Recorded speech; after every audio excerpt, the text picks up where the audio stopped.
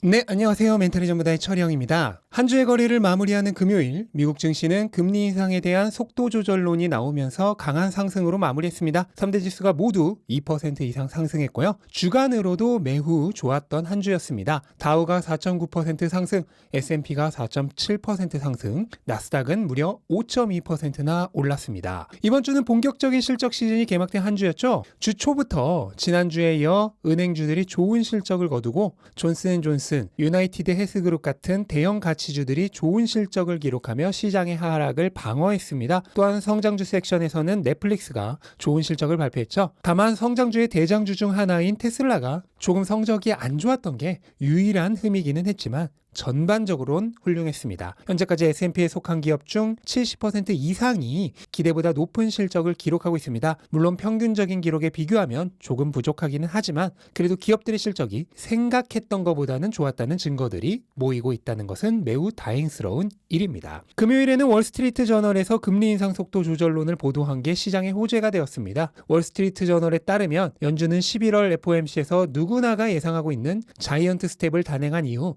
12월에는 그보다 낮은 금리 인상을 통해 속도 조절에 들어갈 예정이라고 보도했습니다. 그런데 이 기사를 쓴 닉 티밀하우스가 연준의 비공식 대변인으로 불릴 정도로 FOMC의 결과를 잘 맞추기로 소문이 나 있던 기자이기 때문에 일각에서는 연준의 내부자와 은밀한 거래 정보를 하는 것이 아니냐는 추측까지 돌고 있는 사람이라는 것입니다. 때문에 시장은 12월부터 연준이 속도 조절에 들어갈 것이라는 그의 짐작을 굉장히 신뢰도 있게 평가를 한 것이죠. 이러한 예측이 나오면서 12월 금리 인상 예측폭은 급격하게 뒤바뀌었습니다. 바로 어제까지만 하더라도 12월 역시도 자이언트 스텝을 할 것이라는 예측이 압도적으로 많았는데 단 하루 만에 빅스텝 쪽으로 무게추가 기울었습니다. 금요일에 시장이 급격하게 상승한 것도 이런 극적인 예측치 변화를 반영한 것이라고 보시면 될 것 같습니다. 달러 인덱스는 당연하게도 빠르게 하락했고요. 채권 수익률 역시 낮아진 금리 예측치에 맞춰 하락했습니다. 하지만 어제 월스트리트 저널에 이러한 보도가 없었다 하더라도 원래 금리 인상 속도 조절에 대한 신호들은 계속해서 나오고 있었습니다.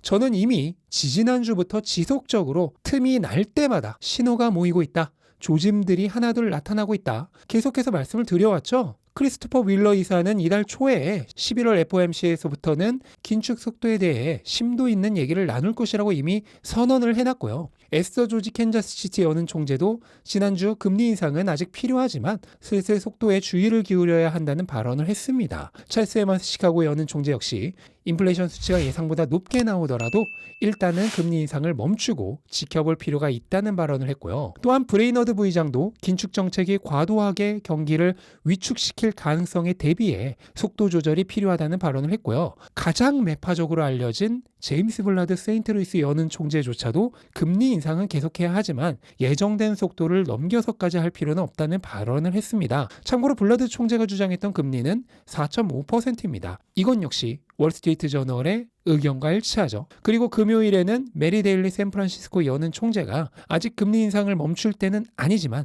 속도 조절을 논의해야 한다는 입장을 밝혔습니다. 이처럼 불과 한 달 전까지만 하더라도 금리 인상을 계속해야 한다고 일관되게 매파적으로 얘기하던 연준 의원들이 이제는 하나 둘 속도 조절에 대해 얘기를 하고 있습니다. 경제 측면에 있어서도 증거들이 나타나고 있습니다. 우선 지난주 초에는 미국의 제조업 지수가 팬데믹 이후 최저치를 기록했고요. 10월 엠파이어 스테이트 제조업 지수도 전월보다 하락하며 지난해 말을 정점으로 지속적으로 하락하고 있다는 것이 드러났습니다.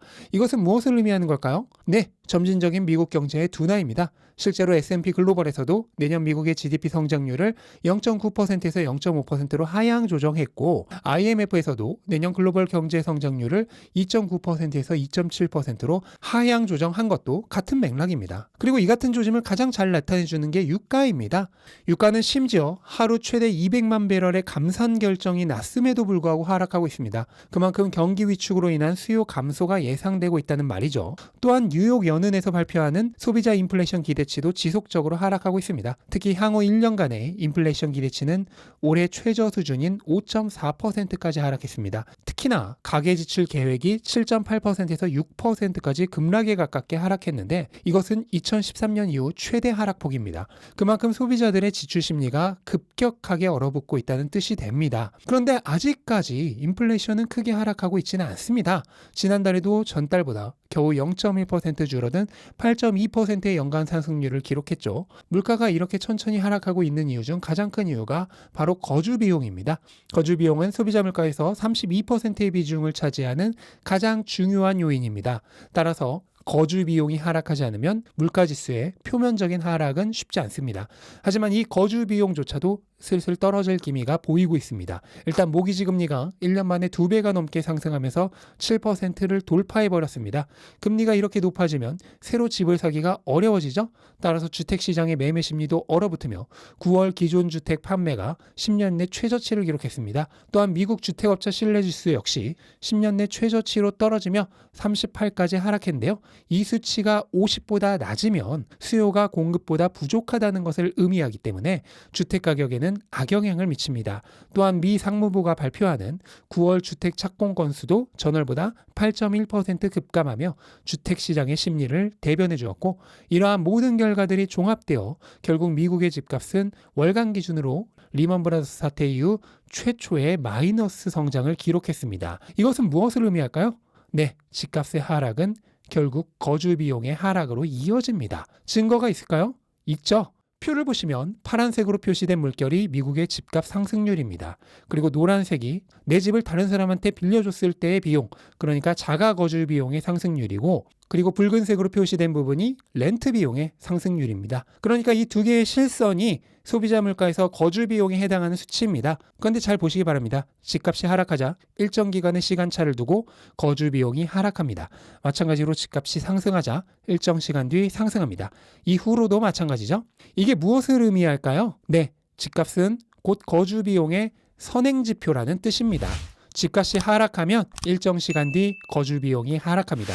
물론 거주 비용은 초코파이보다는 가격의 반영성이 둔한 후행성 지표입니다. 따라서 소비자 물가에서 바로 드러나지는 않을 것입니다. 하지만 한 발자국씩 서서히 조짐은 나타나고 있는 것입니다. 인플레이션 지표라는 것 자체가 원래 상당한 후행성 지표입니다. 앞에서 설명드린 이 모든 조짐들이 모여서 어느 순간 갑자기 밀려듭니다. 거주 비용이 줄어드는 순간에는요. 암으로 치면 이미 말기입니다. 이런 것들이 실제로 눈에 띄게 나타나는 순간에는 이미 물가지표는 연준이 이전에 물가가 오를 때도 그러했듯 대응할 타이밍조차 주지 않고 순식간에 벌어질 것입니다. 아마도 파월은 그때 가서는 이렇게 얘기할 것입니다. 디플레는 일시적이다. 컨트롤할 수 있다. 그리고 그 1년 후에는 이렇게 말할 것입니다. 우리는 디플레 파이터다. 반드시 디플레를 잡겠다.